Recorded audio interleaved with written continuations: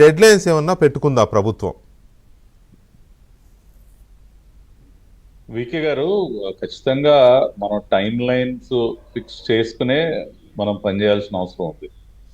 ఇప్పుడు core capital region ఉంది, iconic structures ఉన్నాయి, సెక్రటేరియట్ టవర్స్ కానివ్వండి, లేదంటే న్యూ అసెంబ్లీ బిల్డింగ్ కానివ్వండి, హైకోర్టు కానివ్వండి, లేదంటే ఐఏఎస్ ఐపీఎస్ ఆఫీసర్ క్వార్టర్స్, ఇట్లా కొన్ని కోర్ ఏరియాలో ఉన్నటువంటి కన్స్ట్రక్షన్స్ ఏవైతే ఉన్నాయో అవి 2028 కల్లా పూర్తి చేయాలి ఎట్టి పరిస్థితులు అని చెప్పి ఒక టార్గెట్, ఒక టైం లైన్ ఫిక్స్ చేసుకుని ప్రభుత్వం పనిచేస్తా ఉంది. చంద్రబాబు నాయుడు గారు కూడా ఎప్పటికప్పుడు మానిటర్ చేస్తా ఉన్నారు.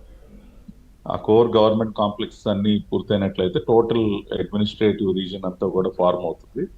ఆ తర్వాత దానికి పక్కన ఉన్నటువంటి ఇంకా అనేక రీజన్స్ ఏవైతే ఉన్నాయో కావాల్సినటువంటి ట్రంక్ ఇన్ఫ్రాస్ట్రక్చర్ కానీ ప్రతి దానికి కూడా ఒక టైం లైన్ ఫిక్స్ చేసుకోవడం జరిగిందండి. మీరు ఒక్కసారి చక్రవర్తి గారు కానీ లేదంటే మీరు కానీ కొత్తగా మనం ఏర్పరచుకున్నటువంటి సిఆర్డిఏ ఆఫీస్ ఒకసారి విజిట్ చేస్తే అక్కడ ఒక కమాండ్ కంట్రోల్ సెంటర్ ఏర్పాటు చేశారు. మాకు లైవ్ డెమాన్స్ట్రేషన్ కూడా ఇవ్వటం జరిగింది. పిలిచారండి మమ్మల్ని? ఎవరన్నా పిలిచారు మీరు? సరే, ఇప్పుడు ఈ డిబేట్ ద్వారా నేను వెంకటకృష్ణ గారిని ఆహ్వానిస్తూ ఉన్నా, ఆంధ్రప్రదేశ్ రాష్ట్ర ప్రభుత్వం తరఫున మీరు వచ్చి ఏపీ సిఆర్డిఏ భవనానికి రండి, అక్కడ ఉన్నటువంటి కమాండ్ కంట్రోల్ సెంటర్కి రండి, ప్రతి ఒక్క పనిని కూడా ఆన్ ఏ డైలీ బేసిస్ ఎట్లా ట్రాక్ చేస్తా ఉన్నారో, ఏ విధంగా మానిటర్ చేస్తా ఉన్నారో స్వయంగా మీరు వచ్చి చూడాలి. దానిపైన ఏబిఎన్ లో ఒక ప్రత్యేకమైనటువంటి స్టోరీ కథనం కూడా రావాలని నేను కోరుకుంటా ఉన్నాను. బికాజ్ నేను కూడా చాలా సర్ప్రైజ్ అయ్యా, హ్యాపీగా కూడా ఫీల్ అయ్యా. అంటే మనకు ఉన్నటువంటి టెక్నాలజీని ఉపయోగించుకొని మనం ఏ విధంగా ప్రతి ఒక్క పనిని మనం ఎలా ట్రాక్ చేయొచ్చు అనేది లైవ్ గా చూపించారు మాకు. సో ఆ విధంగా టైం లైన్ ప్రకారమే జరుగుతా ఉంది వికే గారు. ఈవెన్ చక్రవర్తి గారు కూడా ఈ కెన్ కమ్, ఇంకా ఏమైనా ఉన్నా కూడా ఆయన చూడొచ్చు, ఇంకా బెటర్ గా ఏం చేయాలో కూడా చెప్పొచ్చు. We are always receptive. సో ఆ రకంగా జరుగుతా ఉన్నాయి. రెండోది వికే గారు, మనం బేసిక్ ఇన్ఫ్రాస్ట్రక్చర్ క్రియేట్ చేయటం, ఆర్గానిక్ గా దానంతటికి అది డెవలప్ అవటం ఒక పక్కన ఉంటే, రెండోది ఒక విజన్ ప్రకారం కూడా మనం పనిచేయాలి. ఇవాళ మనం స్పోర్ట్స్ సిటీ గురించి మాట్లాడుకుంటా ఉన్నాం వికే గారు.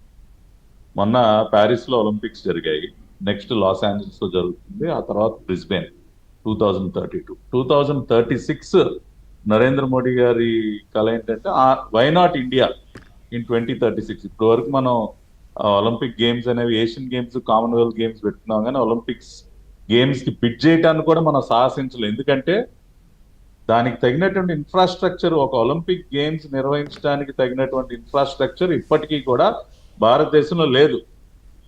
ఇవాళ రేపు లాస్ ఏంజల్స్ లో మీరు చూసినట్లయితే 351 మెడల్ ఈవెంట్స్, 36 స్పోర్ట్స్ కేటగిరీస్ కింద 351 ఈవెంట్స్ జరుగుతాం. అంటే మీ మాటకు అడ్డొస్తున్నాను ఏమనుకోవద్దు పటాబ్ గారు. ఒలింపిక్స్ నిర్వహించడానికి అవసరమైన ఎక్విప్మెంట్ కానీ ఇవి కానీ మన దగ్గర లేవన్నది మీరు అన్నది ఎంత వాస్తవమో, ఎంత దౌర్భాగ్య స్థితిలో ఉన్నామంటే మనం హర్యానా అకాడమీలో మొన్న బాస్కెట్బాల్ నేషనల్ ప్లేయర్ అండి అతను గోల్ వేస్తూ గోల్ పోస్ట్ పట్టుకుంటే పోల్ మీద పడి చనిపోయాడు. 4 రోజుల్లో 2 చనిపోయారు అక్కడే. ఏది అది academy, government academy, it's not a private place. అంటే మన ప్రభుత్వ అకాడమీల్లోనే ఇంత దరిద్రంగా ఉంటే, అంటే ఒలింపిక్స్ పెట్టాలనే ఆలోచన చాలా మంచిది, ఆ ఊహే ఏదో అంటారే వినడానికి ఎంతో బాగుందని, అట్లా దట్ ఈస్ సిచ్యువేషన్ గారు. ఉండొచ్చు కొన్ని ల్యాప్సెస్ ఉండొచ్చు, నేనేం కాదనట్లా. ఇప్పుడు ఖేలో ఇండియా అనే ఒక ఇనిషియేటివ్ ని స్టార్ట్ చేసి నరేంద్ర మోడీ గారు ఎన్నో రకాలైనటువంటి మార్పులకు శ్రీకారం చుట్టారు. గతం కంటే ఇప్పుడు చాలా మెరుగైనటువంటి మహిళలు కూడా ఉంది, వరల్డ్ కప్ కొట్టారు, అంద మహిళలు కూడా గుడ్ సైన్స్. ఒక ఎగ్జాంపుల్ నారా చంద్రబాబు నాయుడు గారు ఆఫ్రో ఏషియన్ గేమ్స్ కోసం హైదరాబాద్ లో క్రియేట్ చేసినటువంటి ఇన్ఫ్రాస్ట్రక్చర్, ఒక కోట్ల విజయభాస్కర్ రెడ్డి ఇండోర్ స్టేడియం కానీ, గచ్చిబౌలి స్టేడియం కానీ, ఇట్లా ఆ రోజున ఆఫ్రో ఏషియన్ గేమ్స్ కోసమే క్రియేట్ చేసినటువంటి ఇన్ఫ్రాస్ట్రక్చర్ ఇవాళకి ప్రజలకు ఎంతో ఉపయోగకరంగా ఉంది అక్కడ. అవును. కాబట్టి ఒక పెద్ద ఈవెంట్ మనం ఒక విజన్ ప్రకారం పనిచేసి దానికి తగ్గ ఇన్ఫ్రాస్ట్రక్చర్ మనం క్రియేట్ చేయటం వల్ల ఆ ప్రాంతానికి ఎంతో, ఇప్పుడు ఒక ఒలింపిక్ ఈవెంట్ రేపు ఆస్ట్రేలియా బ్రిస్బేనో రేపు ఎల్ఏలోనో జరగబోతా ఉంది. ఎంత ఎకనామిక్ యాక్టివిటీ అంటే కొన్ని లక్షల మంది రావటం ఎంతో ఆ ప్రాంత అభివృద్ధికి ఎంతో తోడ్పడుతుంది. కాబట్టి మనం ఆ స్థాయిలో ఆలోచించి మనం కనుక ఇప్పటి నుంచే ప్లాన్ చేసుకుంటే రేపటి రోజున భవిష్యత్ తరాలకి అరే ఒక కొత్త సిటీ నిర్మాణానికి పూనుకుని కనీసం ఒక ఇంటర్నేషనల్ ఈవెంట్ కి మీరు ఫుట్బాల్ స్టార్ బెక్హామ్ తీసుకొస్తే మా తెలంగాణ ముఖ్యమంత్రి గారు ఏకంగా మెస్సీనే తీసుకొస్తున్నారు 13వ తేదీన. I we welcome it sir. Yeah, David competition. Beckham వచ్చి అట్లాగే ఉండాలి, ఆ పోటీతత్వం ఉండాలి.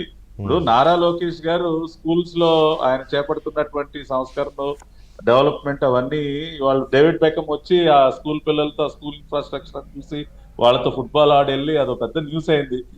మెస్సీ తెలంగాణ రావటానికి కూడా I welcome it. Both the Telugu state should prosper. ఒకరితో ఒకరు పోటీ పడి ముందుకెళ్ళాలి. కాబట్టి ఆ రకమైనటువంటి పోటీతత్వం ఉండాలి. ఇవాళ చంద్రబాబు నాయుడు గారు కానీ లోకేష్ గారు కానీ ఆ రోజున కర్ణాటకతో యుద్ధం జరిగింది, అక్కడ మినిస్టర్ గారు మాట్లాడినప్పుడు కూడా అదే అన్నాం, why don't you compete with us.